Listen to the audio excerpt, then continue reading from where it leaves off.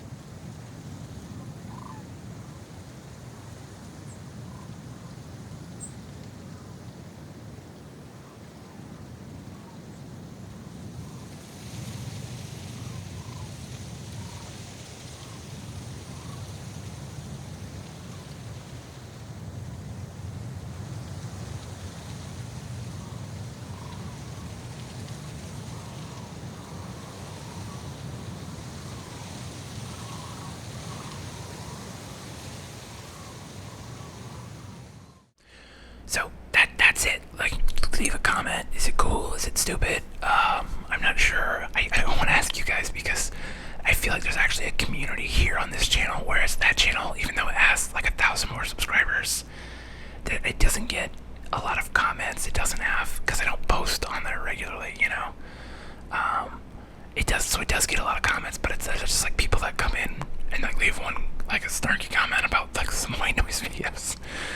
But so I'm thinking like it just gives me an excuse to leave my apartment, because I'm feeling that COVID drain, especially like it's been a year almost, and it's like, and I want to get out more. I want to be creating more, and I want to be like practicing my filmmaking.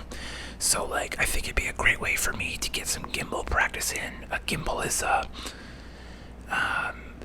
you might have seen like the video where it's like a robot that holds the camera and keeps it level even if like there's movement happening, and so those take a lot of the skill of holding a camera stable out of the equation, but to like use them well is definitely a skill, and it's not one I've mastered, because a lot of times when I pull out gimbals on my own shoots.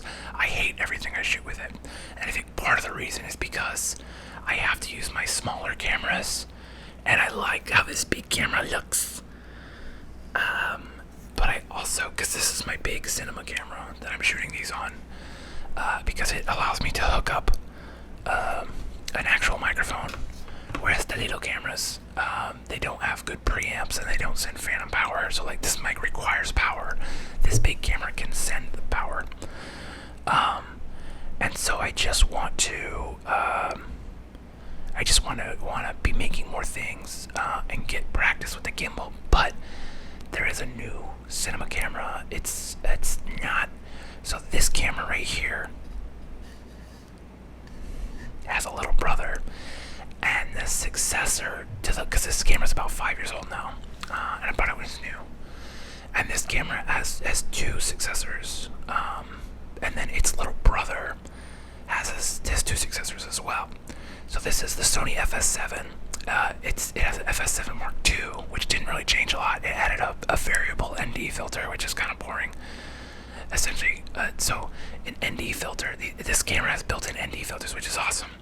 So, to give you the brief version, when you're shooting video, you want your shutter speed to be ideally just double whatever your frame rate is. So I'm shooting 24 frames, and so the shutter speed would be 1/48.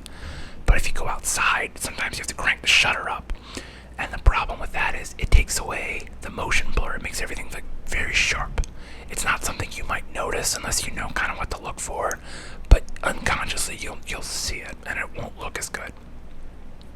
So this camera has built-in NDs. So like if I flip the switch without changing the shutter speed, I have made everything darker. So bright spots aren't blown out anymore.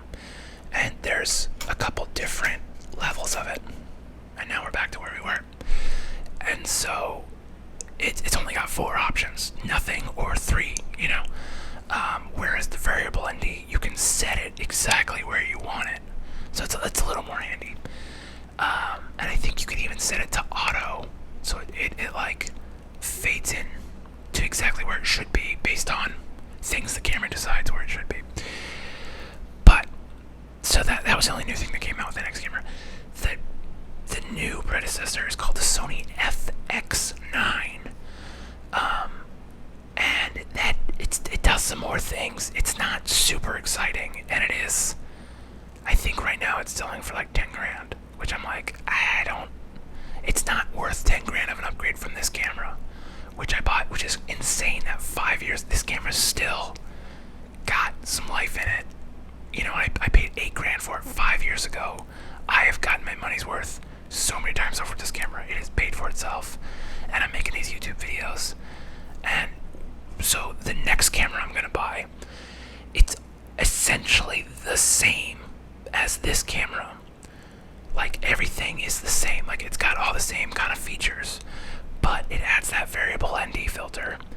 It adds image gyro data, so that the image sensor has gyros on it, and it gives you that gyro data so that you can go back in the edit bay, and anytime you move the camera, it knows how the camera moved, and so it can reverse that and it be perfectly stabilized, and it's using math instead of image searching. So like how that's like the new technology, because and it's like it started with GoPros. So if you've seen those like crazy drone videos where it's like super smooth, the reason why it's super smooth is not because of stabilization on this or on the drone. What it is the GoPros have position data on the sensor. And so people take the GoPro apart to just have the camera and like it's everything that's absolutely needed. And then when they get into the edit bay, it knows how the sensor got jostled and can fix that. There's software that undoes the jostling and makes it perfectly smooth, which just bonkers, because you could handheld something and now it'll be perfectly smooth. So you don't even almost need a gimbal. So that new camera has that. That's called the FX6. So that's my next camera that I'm gonna get. It costs about 6 grand, but it's also 2 pounds, whereas whereas this big boy, this FS7, is about when it's not even when it's fully rigged up, when it's like usably rigged up, it's 13 pounds. So that camera's 2 pounds without a lens or a battery or anything. So, well, knocking stuff over. So with all that stuff, I think it would probably be 3 or 4 pounds. So it would fit on a gimbal, and it's got the image stabilization, so it'd be crazy smooth. So it should be pretty good. It also has a crazy ISO thing, so you can shoot in like the dark, and it still like looks good. Whereas this camera doesn't do so hot in the darkness. It needs light, but as long as you're lighting stuff, it still looks great. The other good thing is that this camera and that camera will match up sensor-wise because they have the same kind of colors technology. So I'll be able to have 2 big pro cameras running. So I'm real excited about that. That camera costs about $6,000 though, and I might be moving here, which moving costs money, and I'm gonna owe money on taxes. So I don't have a lot of money sitting around. Like I'm barely able to pay my taxes right now, let alone like pay for this move.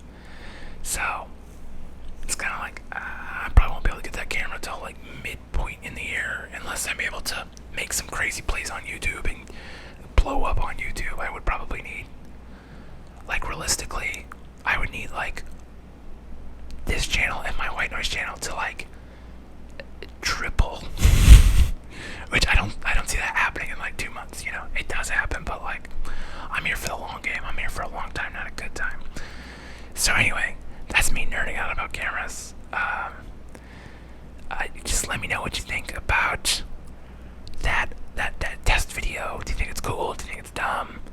Yeah, if you have any thoughts, ideas, you know, I'll ideate all day with people. So, anyway, thank you so much as always for watching. Hit the like button, hit the subscribe button, you know what to do. I hope you're doing well, and if not, well, I hope that turns around for you. See you next time.